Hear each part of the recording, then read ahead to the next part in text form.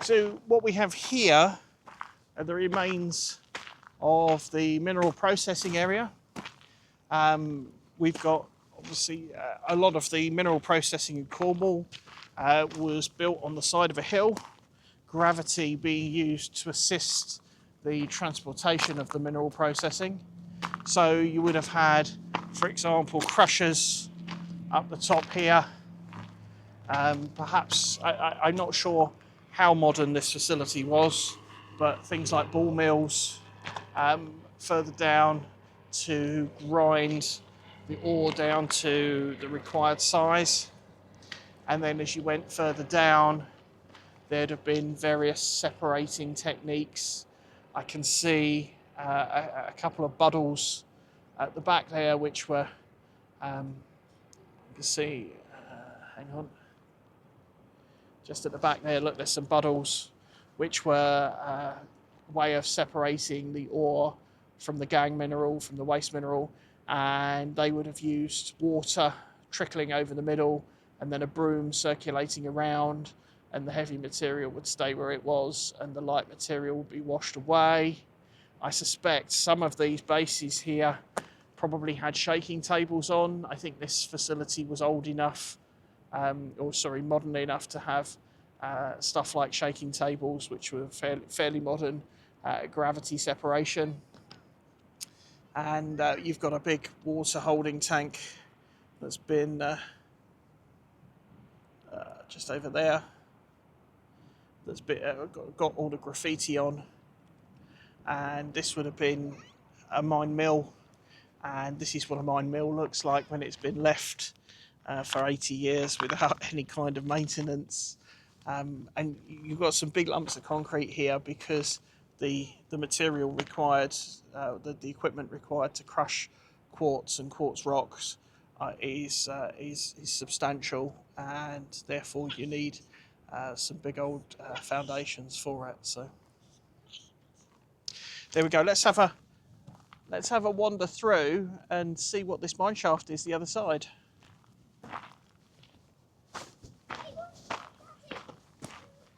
We're just going to have a little wander through the mill because I can see another danger mine shaft sign.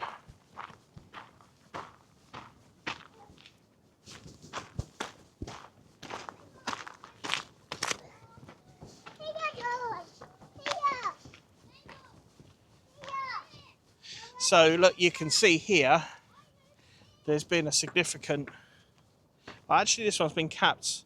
So this type of cap here is called a Cligga cap because it was designed in South Wales, and there are two main elements to a Cligga cap.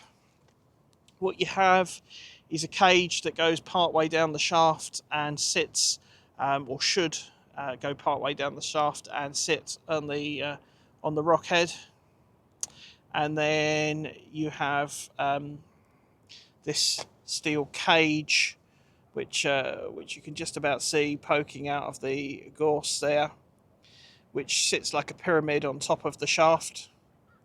And in an ideal world, the gap in between, the cage in between, is filled with material. This one's actually very well filled, and therefore this is what looks to be a very good Cligga cap. In some cases I've seen just the pyramid put over the top and nothing put further down, in which case, you know, the cap really isn't very substantial. The idea behind a mine cap is to sit on the rock so that the weight of the cap is sat on the rock, so that the material at the top of the shaft, the soft soils at the top of the shaft, cannot collapse. And clearly, whilst the fencing was upgraded further around the site, this fence has not been. Although you might argue that this cap poses less of a risk, or this shaft poses less of a risk because it's been capped. Clearly the fencing here has not been upgraded. Although it might be, looking at that there is new fencing ready to go in. There's a roll of fencing there. The damage to the mill here, you can see the concrete's been chipped away. I suspect that was done when the shaft was capped. A lot of these shafts were capped with government money in the 1990s. The local government went round, just basically had a program of capping shafts.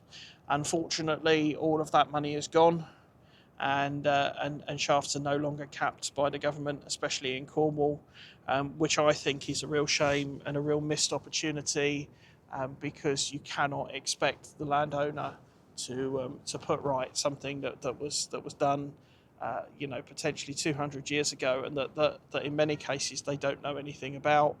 Um, the government allowed mine owners to abandon mines. Right up until the late 1990s, you were allowed to abandon a mine, and then you had no further responsibility for it.